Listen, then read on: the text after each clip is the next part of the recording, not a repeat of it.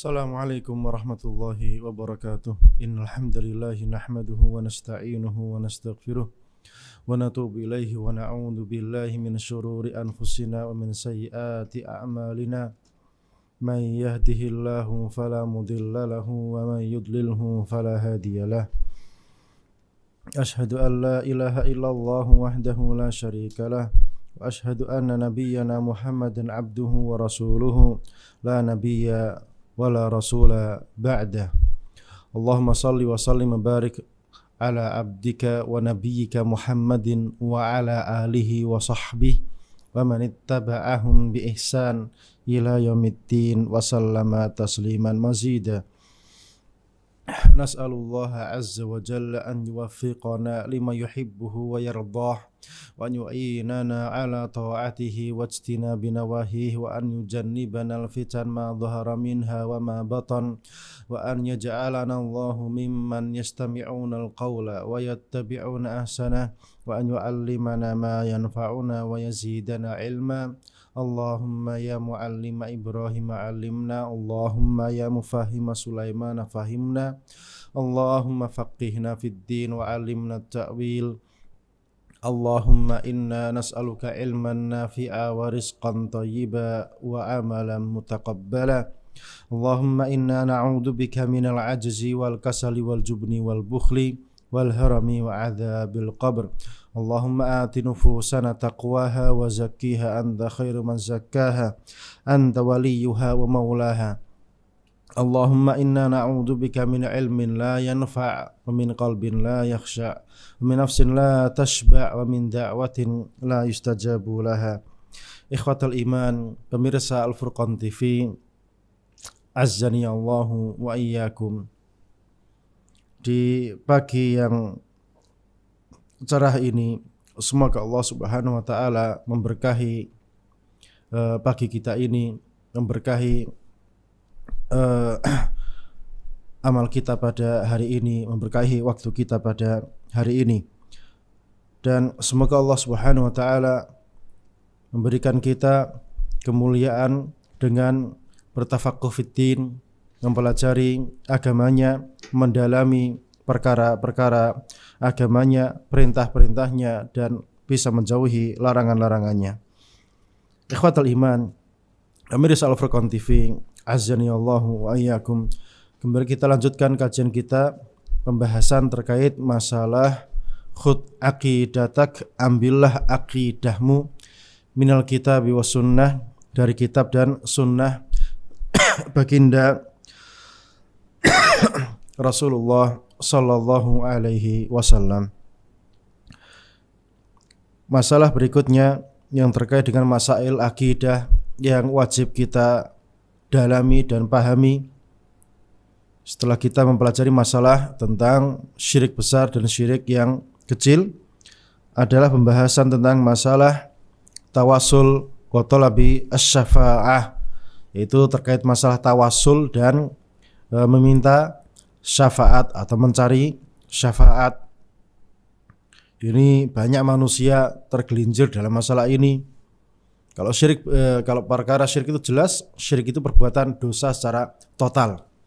Adapun masalah tawasul dan syafaat, ini lafadznya umum, boleh kadang tidak. Kalau syirik kan tidak boleh secara total, mau yang besar mau yang kecil dia tidak diperbolehkan. Adapun masalah tawasul ini kenapa perlu dibahas? Karena dia terkadang boleh, terkadang haram. Bahkan haramnya ini jatuhnya pada perkara kesyirikan, bukan perkara yang main-main. Ya, walaupun sebagian jatuh pada perkara bid'ah yang mungkarah. Dan perkara syafaat juga demikian adanya. Baik. Bimadza natawassalu ilallahi azza wa jal. Bagaimana kita bertawasul kepada Allah azza wa jal? Al-jawab, jawabannya, at-tawassul minhu jaizun wa mamnu'. Ya, tawasul itu ada yang boleh, ada yang tidak. Nah, di sini poin intinya di sini. Jadi bagaimana kita bertawasul kepada Allah Subhanahu wa taala, kita terangkan bahwasanya tawasul itu ada yang boleh, ada yang tidak. Nah, kita akan bahas yang boleh terlebih dahulu, ya. Tawasul yang boleh itu seperti apa? At-tawassulu al-jaizu wal matlubu huwa, tawassul yang diperbolehkan, ya, tawassul yang diperbolehkan dan itu yang diperintahkan itu adalah at-tawassul bi asma'illahi wa sifatih, bertawassul dengan nama-nama dan sifat-sifat Allah Subhanahu wa taala. Yang kedua, at-tawassulu bil amali shalih, bertawassul dengan amal shalih. Jadi tawassul itu kan wasilah perantara untuk kita minta kepada Allah Subhanahu wa taala. Jadi misalnya, ya hayyu ya qayyum, wahai yang maha hidup, yang maha berdiri sendiri, bi rahmatika, dengan rahmatmu, astaghith, aku minta istighosah, aku minta pertolongan. Jadi permintaannya kepada Allah adalah pertolongan, wasilahnya pakai apa? Pakai nama dan sifat Allah Subhanahu wa taala. Ini contoh. Ya, ini contoh. Jadi bertawasul dengan nama Allah Subhanahu wa taala dan sifat Allah Subhanahu wa taala itu diperbolehkan, bahkan itu diperintahkan, tidak sekedar boleh. Walillahil asmaul husna, dan Allah itu punya nama-nama yang husna, indah. Fad'uhu biha, maka berdoalah dengan nama-nama yang husna tersebut. Jadi ya Rahman, ya Rahim, ya Hayyu, ya Qayyum, ya Syafi, ya Razik, dan seterusnya itu diperbolehkan. Jadi kita berdoa, meminta-minta, memanggil-manggil nama-nama Allah Subhanahu wa taala diperbolehkan. Yang tidak boleh itu manggil-manggil sifat Allah. Ya Rahmatullah, ya Rizqallah, ya dan seterusnya, ini kesyirikan, tidak diperbolehkan. Tapi dengan sifat Allah diperbolehkan. Ya, ini agak perlu di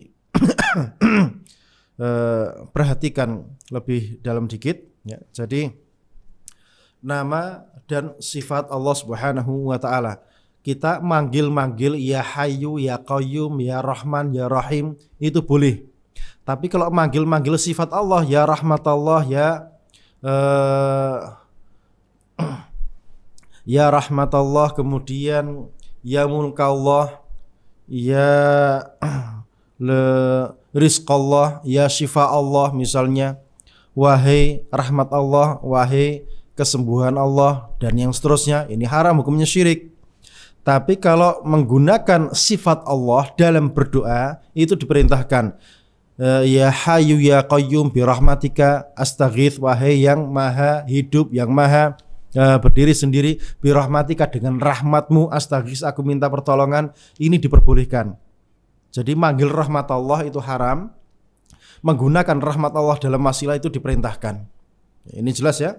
Jadi tawasul dengan nama-nama dan sifat-sifat Allah Subhanahu wa taala. Ini yang diperbolehkan yang pertama. Yang kedua adalah tawasul dengan amal soleh. Ini yang diperbolehkan. Adapun selainnya, tawasul yang selainnya, maka hukumnya haram, tidak diperbolehkan, entah jatuh pada bid'ah yang mungkarah atau jatuh pada perkara kesyirikan. Jadi perkaranya bukan ringan. Makanya tawasul ini perlu diteliti dan didalami dan ditelaah dengan benar-benar, supaya orang tidak terjatuh pada perkara kemungkaran dan dia tidak sadar kalau itu perkara dosa yang besar, Allah yang tidak meridhoinya. Qala Allah Ta'ala berfirman, walillahil asmaul husna fad'uuhu biha, dan Allah itu punya nama-nama yang indah, maka mintalah, berdoalah biha, dengan nama-nama Allah tersebut. Wa qala ta'ala, dan Allah Ta'ala berfirman, ya ayyuhalladzina amanu taqullah, wahai orang-orang yang beriman, bertakwalah kalian kepada Allah, wabtagu, dan carilah ilaihi, jalan kepadanya, alwasilah, dengan wasilah, dengan perantaranya apa? Kita mencari jalan kepada Allah Subhanahu wa taala. Ay taqarrabu ilaihi bi taatihi wal amali bima yurdihi, yaitu bertaqarrublah, mendekatkan dirilah kalian kepada Allah Subhanahu wa taala. Caranya apa? Bi taatihi, dengan mentaatinya, wal amal bima yurdi, dan beramal dengan apa yang Allah ridhoi. Ayat ini sering dipakai sebagai dalil oleh orang-orang ahlu bid'ah yang pakar tawasulan di kuburan itu. Mereka bertawasul alasannya pakai ayat ini. Ya ayyuhalladzina amanu taqullaha, wahai orang yang beriman, bertakwalah kalian kepada Allah Subhanahu wa taala, wabtaghu ilaihil wasilah, dan carilah wasilah ya. Jadi diperintahkan mencari wasilah. Ya benar, cari wasilah. Cuma lafadz wasilah ini maknanya apa? Enggak bisa digoreng semaunya. Harus dikembalikan kepada makna hakiki yang Allah inginkan, itu apa maknanya. Sama seperti lafadz misalnya wa'budullaha wa la tusyriku bihi syai'a, dan beribadahlah kalian, sembahlah Allah saja, wa la tusyriku bihi syai'a, dan jangan berbuat syirik ya. Kemudian syirik ini dikatakan syirik itu ada 3, syirik dalam rububiyah, syirik dalam uluhiyah, syirik dalam asma dan sifat. Ini salah pemaknaannya, karena syirik dalam lafadz Al-Quran itu maknanya syirik dalam bab uluhiyah saja.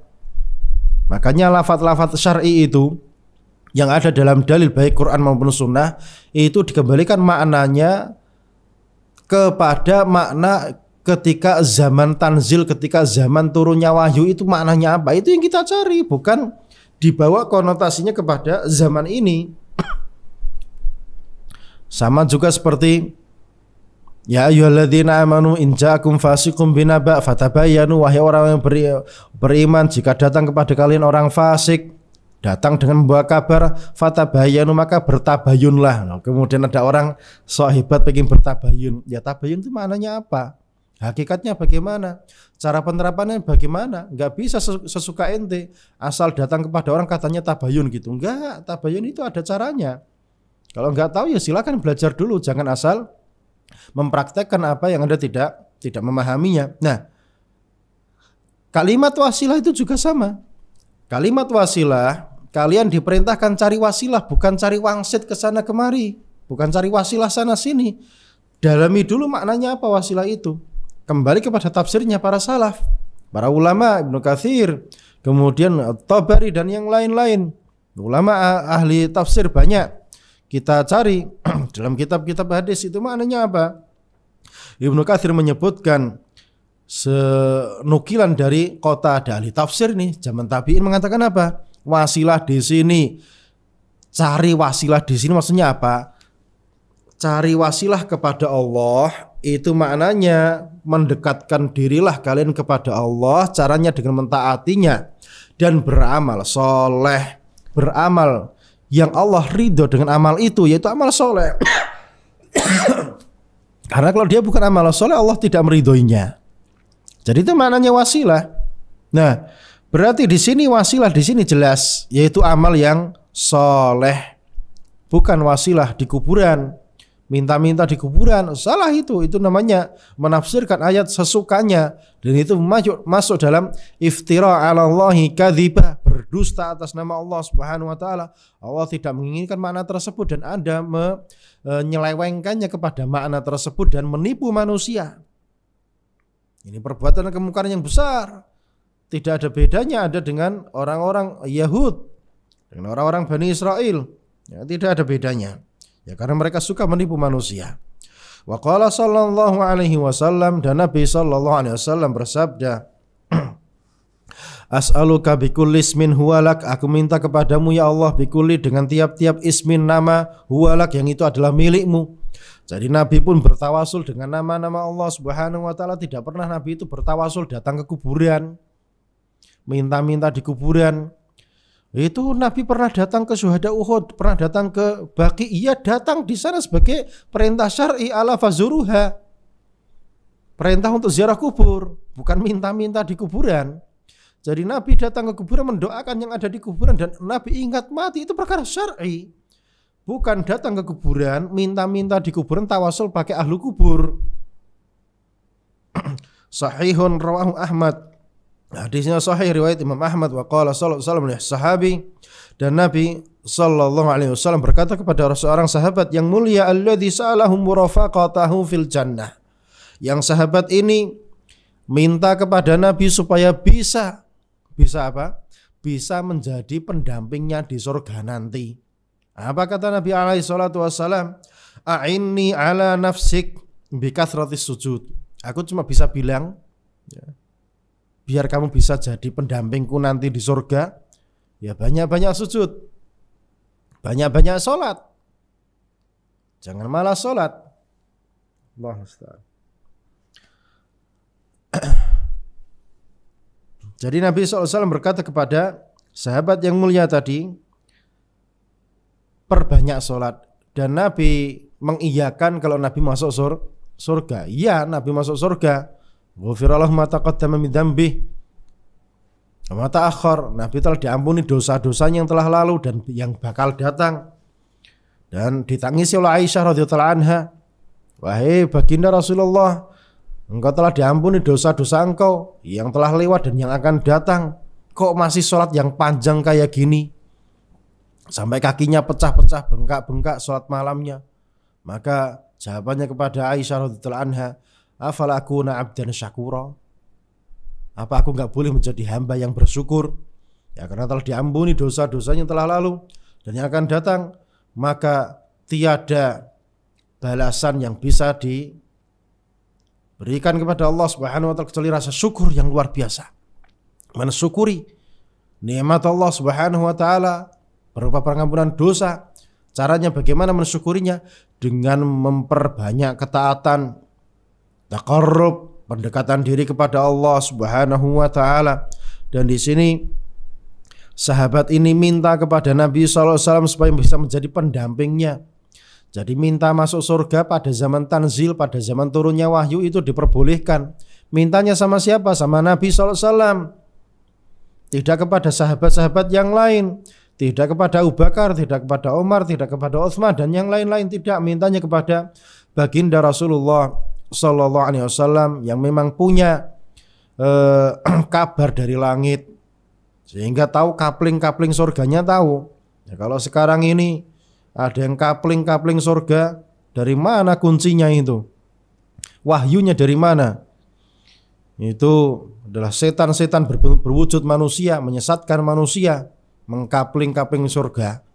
Manusia setelah wafatnya Nabi SAW selain para sahabat itu nggak ada yang tahu apakah dia masuk surga atau tidak. Kemudian ada manusia berjubah bersorban datang di hadapan khalayak manusia mengkapling-kapling surga. Siapa yang masuk ke organisasi ini maka dijamin masuk surga. Subhanallah. Siapa yang masuk golongan ini maka siapa yang masuk kelompok ini maka dijamin masuk surga. Yang masuk surga itu adalah ahlu sunnah wal jamaah. Kemudian ahlu bid'ah, sebagaimana dikabarkan Nabi SAW bahwasanya sataftarqu hadhil ummah ila 73 firqah, bahwasanya umat ini akan terpecah menjadi 73 golongan. Kulhum finnar, semuanya masuk neraka illa wahidah, kecuali yang satu yaitu ahlu sunnah wal jamaah. Ini saja yang masuk surga. Siapa itu ahlu sunnah?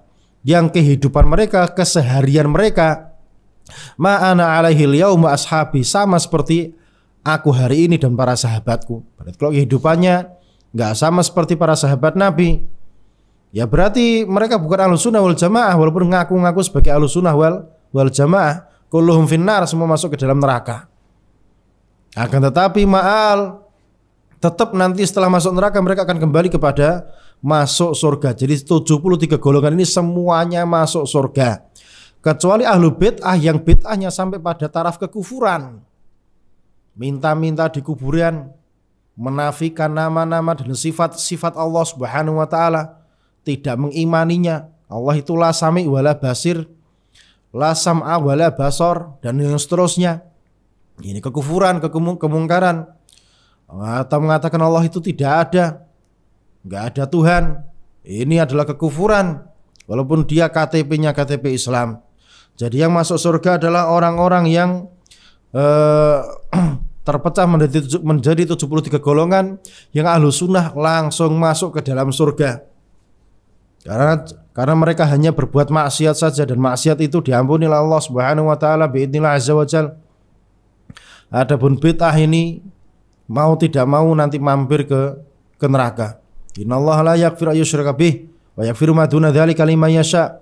Allah tidak mengampuni dosa syirik dan mengampuni dosa-dosa yang dibawa kesyirikan, liman yasha, bagi siapapun yang Allah kehendaki.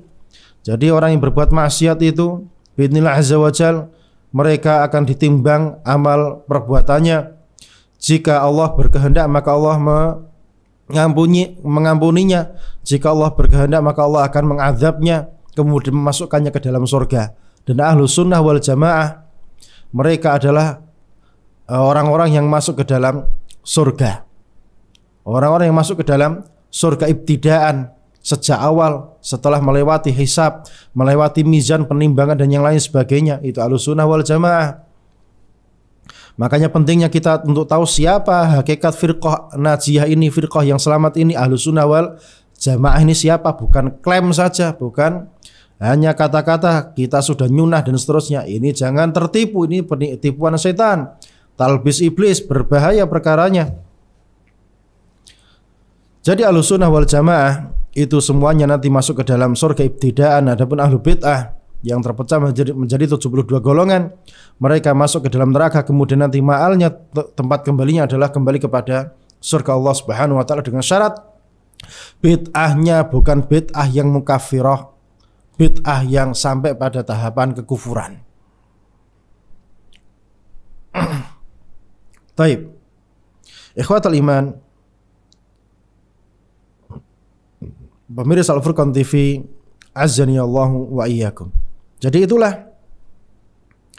sahabat yang minta kepada baginda Rasulullah SAW untuk bisa menjadi pendampingnya di surga. Jadi minta surga itu boleh pada zaman tanzil, zaman turunnya wahyu. Adapun sekarang minta surga hanya bisa kepada Allah Subhanahu wa taala.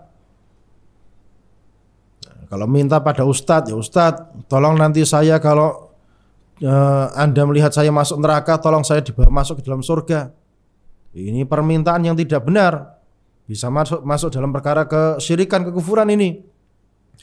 Karena boleh minta kepada makhluk fi ma yaqdiruna alaihi, dalam hal-hal yang makhluk itu bisa melakukannya secara statistik, hitung-hitungan manusia. Tapi kalau minta surga ini minta manusia sih, gimana? Gak bisa. Mintanya hanya kepada Allah Subhanahu wa taala. Semua kita tidak ada yang bisa menjamin dirinya masuk ke dalam surga, kemudian diminta-mintain untuk bisa nyeret masuk ke dalam surga. Bisa jadi Anda ini yang awam ini lebih takwa kepada Allah Subhanahu wa taala daripada yang menjadi ustadz. Bisa jadi. Tidak ada jaminan orang itu jadi ustadz, tampil di TV, kemudian lantas serta-merta tidak punya dosa yang khafi. Bisa jadi punya dosa yang khafi. Illa anallah, ya, cuma Allah Subhanahu wa taala menutupinya dari manusia, tidak menampakkannya kepada manusia. Dan intinya tidak ada yang bisa menjamin keselamatannya masing-masing. Kita hanya berharap pada Allah Subhanahu wa taala, Zat yang maha kuasa yang memiliki segalanya. Kita hanya bertawakal, bersandar kepadanya, minta surga hanya kepada Allah Subhanahu wa taala hari ini. Tidak bisa minta kepada yang lain-lain. Minta didoakan, iya, diperbolehkan, tetapi itu mengurangi kualitas nilai tauhid yang ada di dalam dada kita. Makanya dalam hadis-hadis seperti ini, tidak ada sahabat kibar, Abu Bakar, Umar, Uthman, Ali dan seterusnya, yang minta kepada Nabi, minta didoakan, itu enggak ada. Karena apa? Itu mengurangi kualitas tauhid, yang hakikatnya tauhid itu hanya bersandar penuh kepada Allah Subhanahu wa taala. Makanya yang minta-minta kepada Nabi rata-rata adalah sahabat yang tidak terkenal atau majhul atau tidak diketahui namanya. Sahabat sighar, sahabat-sahabat yang tidak dianggap sebagai sahabat kibar. Dan itu banyak dijumpai. Makanya kita tidak mendapati sahabat kibar itu mereka minta-minta kepada Nabi SAW. Karena apa? Ajarannya Nabi jelas, iyyaka na'budu wa iyyaka nasta'in. Hanya kepadamu ya Allah kami minta, kami menyembah, kami beribadah, dan hanya kepadamu kami meminta. Dan Nabi mengajarkan kepada Ibnu Abbas radhiyallahu anhuma, wa idza sa'alta fas'alillah. Kalau kamu minta, ya minta sama Allah Subhanahu wa taala. Wa idza sta'anta fasta'id billah. Kalau kamu minta tolong, ya minta tolong kepada Allah Subhanahu wa taala. Itu ajaran Nabi sallallahu alaihi wasallam. Tidak Nabi mengajarkan minta tolong kepadaku, enggak, tapi minta tolong kepada Allah Subhanahu wa taala. Makanya kita dapat di para sahabat kibar, sahabat ruwatul hadis, al-muktsirina fil hadis, begitu mereka kehidupan mereka, minta-mintanya hanya kepada Allah Subhanahu wa taala untuk benar-benar mentahqiq perkara tauhid yang ada di dalam dada mereka. Ini perkara yang mulia, perkara yang agung. Minta-minta hanya kepada Allah Subhanahu wa taala. Apakah ini salah? Tidak salah, enggak ada masalah minta kepada Nabi SAW walaupun mengurangi nilai tauhidnya, dikarenakan Nabi SAW itu masih memiliki kesempatan untuk mendapatkan wahyu dari Allah Subhanahu wa taala. Jika ada kesalahan maka Nabi akan ditegur oleh Allah Subhanahu wa taala. Makanya seperti Uqasyah itu minta kepada Nabi SAW untuk menjadi apa? Orang yang masuk surga tanpa hisab, tanpa azab. Maka Nabi pun berkata, anta minhum, ya kamu termasuk mereka, kamu termasuk dari mereka. Kemudian seperti ini juga Nabi memberikan petunjuk, memberikan arahan. Ya kalau kamu pengen dekat sama aku di surga nanti, menjadi pendampingku di surga nanti, ya perbanyak sholat. As-sholati wa hiya minal amali sholeh, dan sholat itu termasuk amal sholeh. Jadi tawasul jalan menuju Allah Subhanahu wa taala itu apa? Dengan minta-minta, berdoa kepada Allah Subhanahu wa taala. Mintanya kepada Allah, bukan minta-minta kepada kuburan. Minta-minta kepada Allah, tawasulnya pakai nama-nama Allah dan sifat-sifatnya, bukan pakai nama wali, nama sunan. Ya Allah, dengan nama sunan ini saya bertawasul, saya minta ini. Haram hukumnya, ini perbuatan mungkar, perbuatan kemungkaran ini. Perbuatan kemungkaran dan tidak jauh beda dengan perbuatan orang-orang jahiliyah. Wa yajuzu tawassulu bi hubbina wa hubbillahi lirrasuli wal awliya, dan boleh kita bertawasul dengan cinta kita dan cintanya Allah kepada Rasul dan para wali. Ini karena cintanya Allah kepada Rasul dan wali adalah sifat Allah. Allah itu mencintai hambanya yang saleh. Maka kita bertawasul, ya Allah bihubbika lirrasul wa hubbika lil auliya as'aluka kadza wa kadza. Ini diperbolehkan, enggak ada masalah. Ya, karena Allah itu mencintai hamba-hambanya yang soleh, dan cintanya Allah adalah sifat Allah, dan kita boleh meminta kepada Allah dengan sifat-sifatnya. Dan cinta kita kepada Allah juga adalah ibadah. Qul in kuntum tuhibbunallaha fattabi'uni yuhibbukumullah wa yaghfir lakum dzunubakum. Katakanlah jika kalian itu benar-benar cinta kepadaku, cinta kepada Allah, maka ikutilah aku. Yuhibbukumullah, maka Allah akan mencintai kalian. Jadi cintanya kita kepada Allah adalah ibadah, karena disebutkan di dalam Al-Quran bahwasanya kalau pengen cinta kepada Allah maka ikuti ajaran baginda Rasulullah sallallahu alaihi wasallam. Maka qissati ashabil ghar, dan sebagaimana kisahnya ashabil ghar, yaitu kisah yang terkenal 3 orang dari Bani Israel yang terperangkap di mulut gua yang tertutup oleh batu. Alladzina tawassalu bi a'malihim shalihah, yang mereka bertiga bertawasul dengan amal saleh mereka. Fafarrajallahu anhum, maka Allah bukakan pintu untuk mereka, pintu keselamatan untuk mereka yang awalnya terperangkap di dalam gua. Ada 3 orang. Yang pertama bertawasul dengan berbaktinya kepada orang tuanya, yang dimana anaknya merengek-rengek, nangis-nangis minta susu, dia nggak ngasih susunya sampai ibunya itu benar-benar bangun dan minum susunya, baru anaknya diperbolehkan minum susu. Yang satunya lagi hampir berzina dengan sepupunya yang sangat cantik jelita, kemudian hampir saja kemudian tidak jadi karena si wanita berkata ittaqillah, takutlah kamu kepada Allah Subhanahu wa taala. Maka dia tinggalkan kemungkaran ini. Maka meninggalkan kemungkaran ketika hendak terjadi kemungkaran adalah sebuah amal yang saleh. Kemudian yang terakhir, dia punya pembantu, kemudian pembantunya ketika hendak diberi gaji tiba-tiba langsung kabur gitu saja. Setelah beberapa tahun baru dia kembali. Nah, ketika si pembantu tadi hendak ambil gaji nggak jadi, dia tinggalkan, maka si tuannya ini menjaga gajinya, dikembangkan, dibuatkan usaha sampai beranak pinak menjadi besar, sampai menjadi kambing 1 lembah. Kemudian ketika pembantunya datang, dikatakan kepada pembantunya, ini gaji kamu jadi seperti ini. Si pembantunya merasa dihina, jangan menghina saya. Gaji saya nggak sebegini banyak, tapi itulah takwa Allah, takwa kepada Allah Subhanahu wa taala. Gaji yang hanya sekecil itu kemudian dikembangkan menjadi harta yang luar biasa, diberikan kepada yang berhak, tidak mengambil sepeser pun. Allahu Akbar. Dan ma'had kita, Ma'had Al-Furqan ini adalah haknya Allah Subhanahu wa taala. Berhak kita minta kepada Anda semua, minta sumbangan, minta donasi dan seterusnya. Itu bukan hak kita, itu haknya Allah Subhanahu wa taala. Karena ma'had kita adalah ma'had untuk dakwah, untuk maslahat umat, maslahat agama, maslahat Islam, maslahat Ahlus Sunnah wal Jamaah, dan dia tidak bisa beroperasi tanpa adanya pendanaan. Maka minta dana ini bukan mengemis untuk pribadi saya atau asatidah yang lain.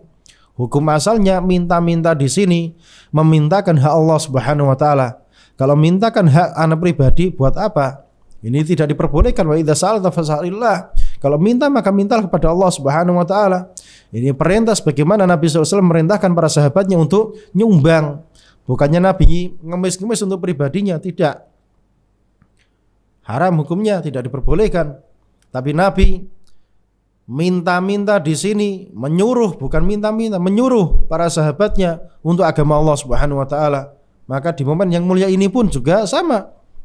Dengan lisan ini menyuruh kaum muslimin untuk apa? Ikut membantu dan sumbangsih di dalam membantu dakwah sunnah ini, baik lewat lembaga ini maupun lembaga-lembaga yang lainnya yang dipercaya dan terpercaya. Dan saya sebagai salah satu asatidah yang ada di sini, maka tidak lain menyeru umat Islam untuk apa? Ikut sumbangsih di dalam keberlangsungan dan kelancaran dakwah sunnah yang digawangi oleh Ma'had Al-Furqan Al-Islami yang ada di Sidayung Gresik ini. Barakallahu fikum. Taib. Itu tawasul dengan amal yang soleh. Kemudian tawasul al-mamnu', tawasul yang terlarang.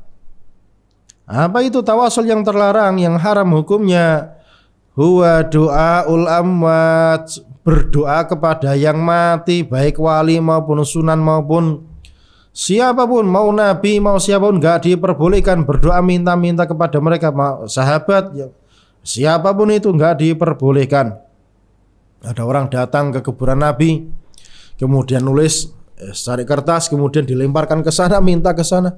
Sungguh kebodohan yang luar biasa. Anda punya otak, punya akal. Dikemanakan akalnya itu? Nulis kertas kemudian dilemparkan kayak gini. Emangnya Nabi SAW membacanya? Enggak membaca. Enggak tahu permintaan Anda. Nabi SAW itu masih hidup, tapi kehidupannya hidup yang barzah. Sampai orang kafir pun setelah mati hidup mereka, cuma kehidupannya bukan kehidupan dunia. Sudah beda alamnya. Sebagaimana bayi yang ada di dalam perut ibunya itu hidup. Apakah dia tahu dengan kondisi kita? Enggak tahu. Enggak tahu, alamnya berbeda. Alamnya berbeda. Jadi tolong dipahami, otaknya dipakai. Tolong dipakai otaknya. Kok pakai nulis kertas kemudian dilemparkan ke situ? Emang tahu. Jadi Nabi itu hidup. Walillahi malaikatun sayyahina fil ardi yuballighuna annis salam. Allah itu punya malaikat yang menjelajah ke seluruh muka bumi mencari orang-orang yang bersolawat kepadaku, kemudian menyampaikan kepadaku salam tersebut. Dan ketika ada orang yang mengucapkan salam kepada Nabi, maka raddallahu alayya ruhi, maka Allah mengembalikan rohku untuk menjawab salam, bukan menjawab permintaan Anda. Jadi Nabi itu menjawab salam. Jadi dimanapun Anda berada, Allahumma sholli wa sallim ala nabiyina Muhammad, itu pun malaikat langsung datang ke sana menyampaikan kepada Nabi, dan Nabi pun dikembalikan rohnya. Nah, katanya orang yang ahlu bid'ah, loh ini kan yang salat kepada Nabi kan banyak, berarti Nabi itu hidup total. Karena nggak mungkin 1 detik kemudian dihidupkan kembali kemudian mati lagi. Ini perkara gaib ya akhi. Kita nggak tahu gimana perkara gaib tersebut. Itu kabarnya begitu, kita imani saja. Nabi sekarang wafat, meninggal, kemudian ketika ada orang yang salam kemudian dikembalikan rohnya untuk menjawab salam. Itu tok. Tidak menjawab doa Anda, tidak membaca surat yang Anda lemparkan tadi. Itu perbuatan kesyirikan. Minta kepada yang mati, minta kepada Allah Zat yang Maha Hidup. Makanya ketika Nabi SAW itu wafat dan Umar tidak meyakininya, bahkan mengancam orang-orang, kalau ada mengatakan Nabi mati maka itu munafik, akan dipenggal kepalanya. Maka Abu Bakar pun langsung naik ke mimbar, innaka mayyitun wa innahum lamayyitun. Kamu Muhammad telah mati dan mereka pun semuanya akan mati. Artinya kematian itu menimpa Nabi kita Muhammad sallallahu alaihi wasallam. Jadi zat yang maha hidup hanyalah Allah Subhanahu wa taala. In kunta ta'budu Muhammadan fa innahu mat. Kalau kamu menyembah Muhammad maka Muhammad telah mati. Kalau kamu menyembah Allah maka Allah itu hayyun la yamut, hidup tidak akan mati. Maka mintalah kepada zat yang tidak mati. Ini minta kepada mayit, ini enggak bermanfaat, enggak logis, enggak masuk logika ini. Ustaz, kalau minta kepada malaikat gimana? Ya malaikat ini gaib. Ente minta sama malaikat yang mana, ente enggak tahu malaikat yang mana. Ya kalau ente hadap-hadapan sama malaikatnya, wahai malaikat ini, saya minta ini, enggak ada masalah. Hadap-hadapan ente tahu, ini ente enggak tahu. Ini ente enggak tahu, dia gaib. Kita enggak melihat ada malaikat. Enggak melihat malaikatnya di mana. Jadi mintanya kepada Allah Subhanahu wa taala. Minta kepada jin bagaimana? Oh, jin itu kan bisa hadap-hadapan sama kita. Iya. Jawabannya iya. Bisa hadap-hadapan sama kita. Tapi yang jadi masalah, jin itu enggak bakal membantu ente sebagai manusia tanpa ente mempersembahkan sesuatu. Nah, mempersembahkan sesuatu kepada jin itu kesyirikan. Karena kita hanya boleh mempersembahkan sesuatu hanya kepada Allah Subhanahu wa taala. Makanya orang-orang yang belajar ilmu tenaga dalam itu mau enggak mau yang mereka nyembelih ayam hitam, matanya hitam, kakinya hitam, dan semuanya hitam. Disembelih untuk siapa? Disembelih untuk jinnya itu biar dia dapat tenaga dalam, kesaktian dan seterusnya. Kesyirikan. Kalau minta kepada orang, ya terkadang ada orang yang baik, terkadang ada orang yang minta imbalan. Maafi iskal, enggak ada masalah selama itu fi ma yaqdiruna alaihi. Selama itu dia mampu secara statistik kemanusiaan, manusiawinya dia mampu, maka tidak ada masalah. Jadi Ahlus Sunnah wal Jamaah, orang Islam itu akalnya yang paling logis ya, karena mintanya hanya kepada Allah Subhanahu wa taala. Ustaz, Allah kan enggak kelihatan. Ya. Ini pertanyaan yang aneh. Alam semesta ini kan kita lihat sendiri kan, bagaimana alam semesta ini begitu rapinya. Masa dia begitu rapi seperti ini, nggak pernah ada tabrakan, nggak ada gini, nggak ada gini. Kemudian nggak ada yang ngatur. Ada yang ngatur. Alam yang begitu besar, jagat raya yang begitu luar biasa ini, emang dia ada sendiri gitu atau nggak ada? Atau ada penciptanya? Ya, ada penciptanya. Nah, penciptanya itulah yang kita katakan dalam agama kita sebagai Allah Subhanahu wa taala. Zat yang maha luar biasa. Nah, zat inilah yang kita mintai. Gitu aja kok susah mikir kayak gitu. Gak kelihatan. Ya emang Allah tidak terlihat ketika di dunia ini. Nanti kelihatannya di mana?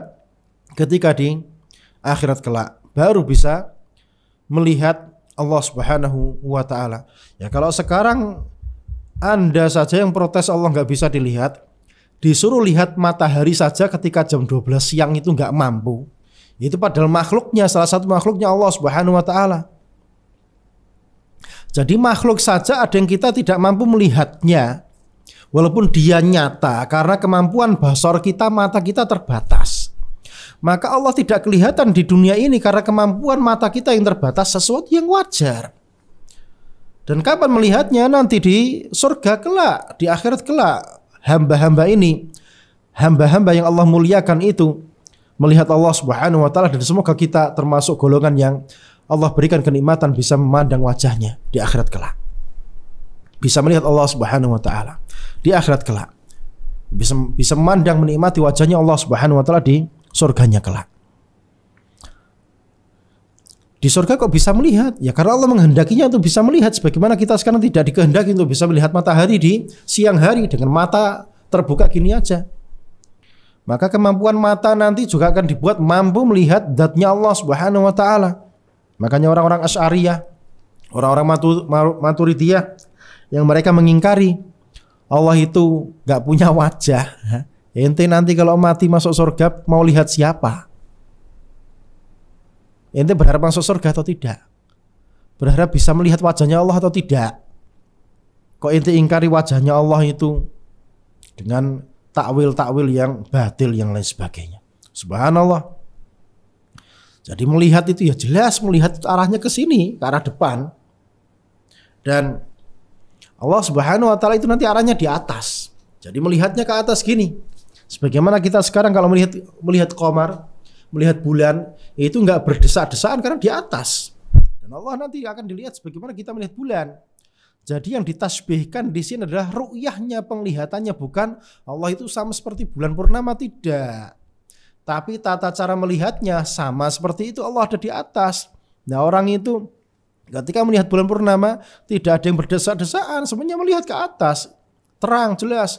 Dan Allah nanti akan kita lihat ya dengan cara melihatnya seperti itu. Maka orang-orang yang mentakwilkan Allah itu tidak di arah, tidak di ini, ittaqillah. Takutlah kepada Allah Subhanahu wa taala. Kematian itu dekat. Segeralah bertobat pada Allah Subhanahu wa taala.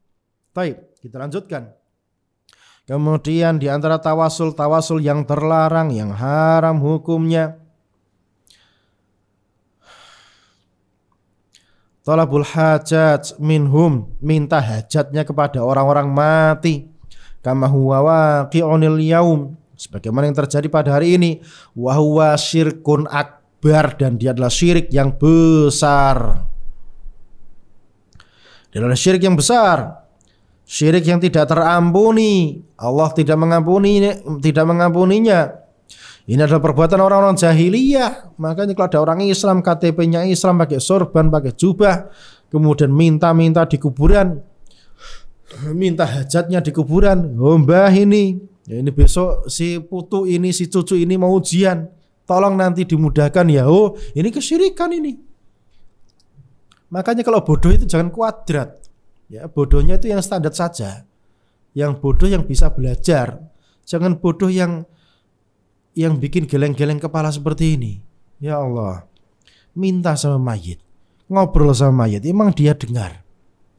Oh dia dengar Ustadz, soalnya kan ketika orang itu meninggal, dia mendengarkan suara sandalnya orang yang mengantar ke kuburan tadi. Berarti dia tahu kita.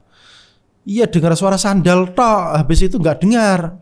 Jadi ente ngobrol apa juga nggak tahu si mayit itu. Makanya jangan dibesar-besarkan perkara seperti ini, jangan dilebar-lebarkan. Yang didengar cuma sandalnya toh, nggak sampai kemana-mana.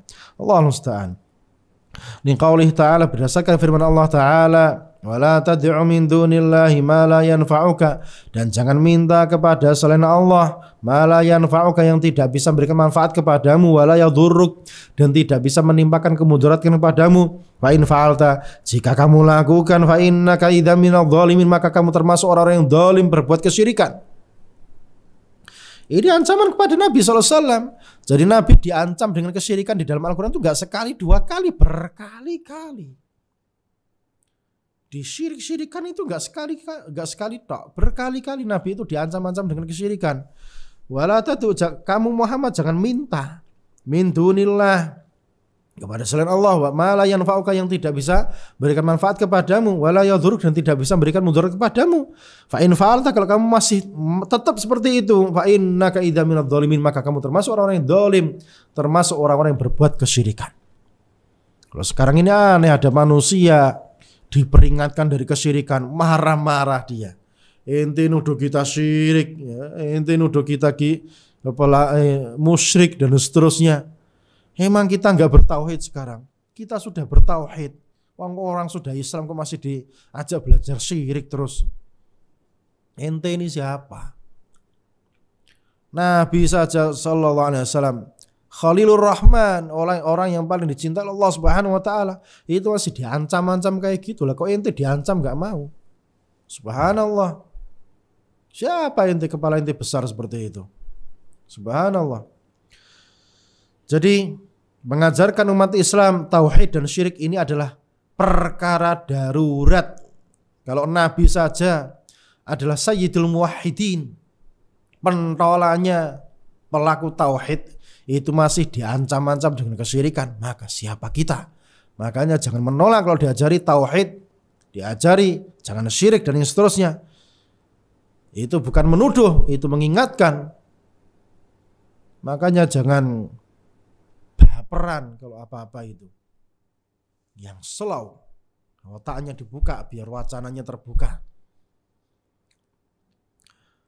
Jadi minta-minta kepada mayit, berdoa kepada mayit, orang yang telah mati, mau siapapun itu dia, mau wali, mau mbah ini, mau kiai ini, mau sunan ini, mau dia sahabat, mau itu Nabi SAW, gak boleh minta. Mintanya hanya kepada Allah Subhanahu wa taala, Rabbul Alamin, Rabb kita semuanya, yang menciptakan kita, yang maha hidup, yang tidak pernah mati. Kita hanya minta kepada Allah Subhanahu wa taala. Nasku ilaika du'afa quwwatina. Jadi kita mengeluhkan kepadamu ya Allah lemahnya diri kita ini.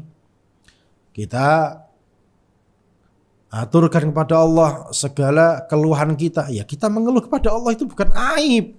Kalau mengeluh sama manusia itu aib, menunjukkan kita ini lemah, gak punya izzah. Tapi ngeluh kepada Allah Subhanahu wa taala ini perkara yang penting. Karena Allah adalah cinta kita yang hakiki. Cinta kita yang hakiki adalah Allah Subhanahu wa taala. Itu cinta kita. Amma tawassulu bijahir Rasul sallallahu alaihi wasallam ka qaulika ya Rabbi bijahi Muhammadin isfini.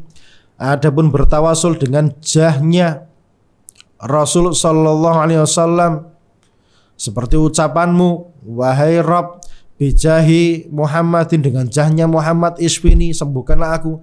Ini bid'atun, ini perbuatan bid'ah yang mungkaroh.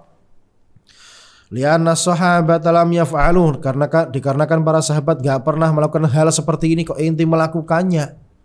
Berarti sudah keluar dari circle-nya perbuatan para salaf, para sahabat radhiyallahu taala anhum.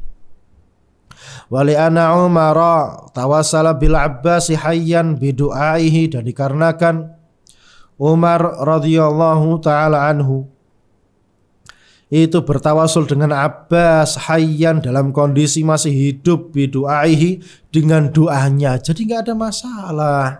Jadi ketika Umar radhiyallahu taala anhu berdoa, itu tidak mencari jahnya Nabi sallallahu alaihi wasallam. Ini Abbas ada kaitan kerabat dengan Nabi sallallahu alaihi wasallam, maka minta kepada Abbas yang masih hidup untuk berdoa, minta kepada Allah Subhanahu wa taala. Jadi dulu kita beristighosah kepada Nabi. Sekarang Nabi sudah tidak ada, yang ada pamannya, ya udah pamannya suruh istighosah. Jadi yang di sini berdoa bukan pakai jah. Tapi kalau ente minta jah, ya Allah dengan jahnya Rasul, ini bid'ah, kemungkaran. Karena enggak ada lafaz seperti itu dari para sahabat. Ya Allah dengan jahnya Nabi Muhammad turunkan hujan, itu enggak ada. Yang ada ini Abbas disuruh berdoa di lapangan, kemudian minta turun hujan kepada Allah Subhanahu wa taala. Maka Allah turunkan hujan.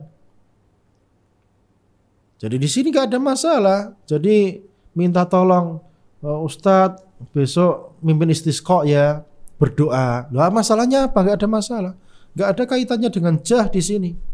Enggak ada kaitannya dengan jah, dan lafaz itu enggak ada. Walam yatawassal bir rasuli ba'da mautih, dan tidak ada ceritanya Umar radhiyallahu taala anhu bertawasul dengan Rasul sallallahu alaihi wasallam setelah wafatnya, setelah kematiannya. Wa hadza tawassulu qad yuaddi ila syirk. Tawasul yang model seperti ini, yang asalnya bid'ah mungkar ini bisa menggiring kepada perbuatan kesyirikan. Bukan perkara yang remeh. Makanya tawasul ini perkara yang tidak bisa kita main-main, ya, tidak bisa kita remehkan. Karena tadi seperti yang saya sampaikan, tawasul itu ada yang boleh, ada yang tidak diperbolehkan. Kalau syirik jelas semuanya nggak boleh.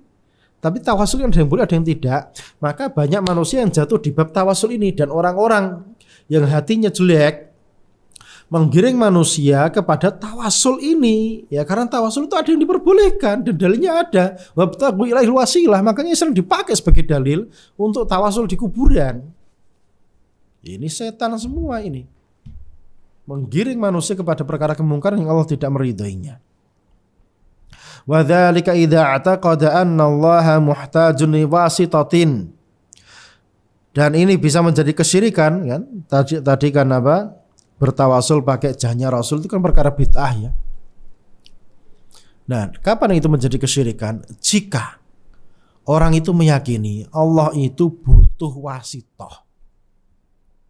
Allah itu butuh perantara. Enggak butuh. Kita cari tawasul ya dengan amal soleh, dengan nama-nama dan sifat Allah.